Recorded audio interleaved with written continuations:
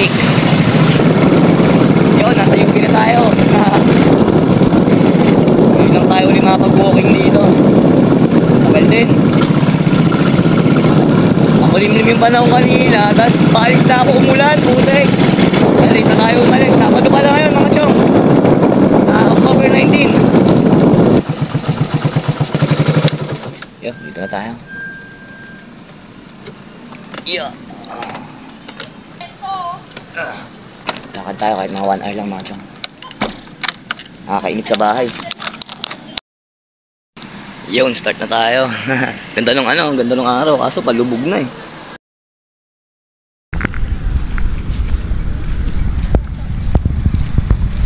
Ganda nung araw.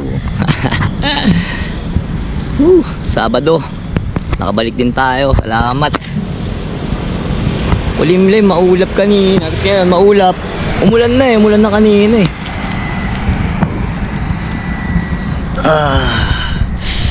Sarap huminga rito mga chong. Woo! Sarap. Nakabalik tayo rito.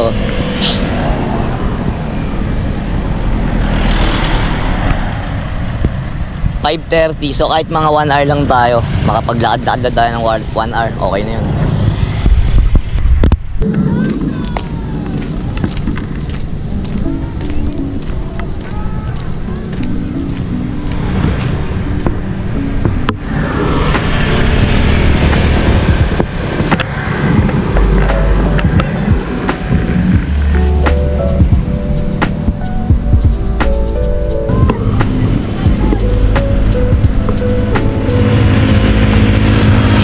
Tingnan nyo dun, oh. Ang dami nakatambay dun sa tapat ng oblation. Late tayo eh. Hindi natin na-picturean yung yung sunset. Science.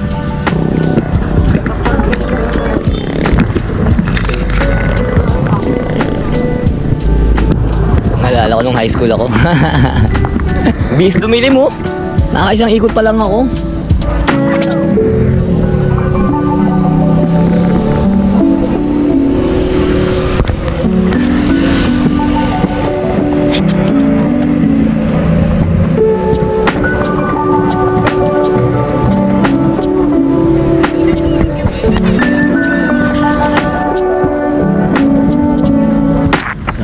Yung ibon na yun.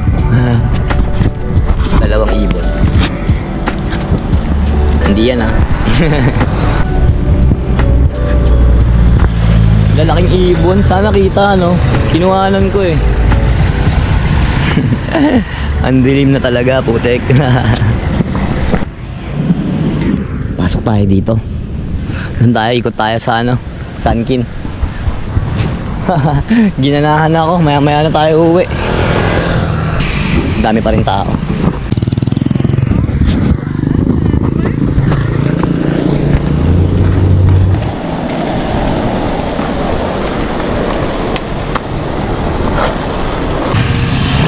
May napansin lang ako rito, ang daming sasakyan. Hindi pang karaniwan to kasi pag nagja-jogging ako rito ng hapon, hindi naman ganito. Tapos meron tugtog dun. Tignan natin kung anong event. Mukhang meron. Usisain natin. Ayun na, may ilaw dun, oh. Nung last time na pumunta ako dito, hindi pa tapos yan eh, no? Kino-construct pa lang man. Tingnan natin. Ganda, ang daming ilaw, oh. Yeah. Sa Shih Tzu Golden Retriever. Baka may kinasal dito ginanap. Anong meron? May kainan na ata, makikain tayo. Meron na tayong 30 minutes naglalakad. Medyo pinapawisan na yung likod ko. Dami pa rin tao.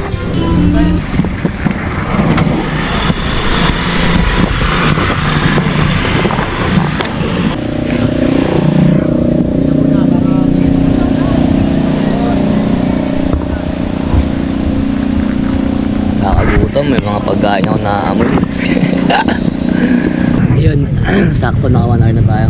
May merienda lang ako konti tapos uwi na tayo. Nagbaon ng Skyflex siya saging. Uwi na tayo. Finish!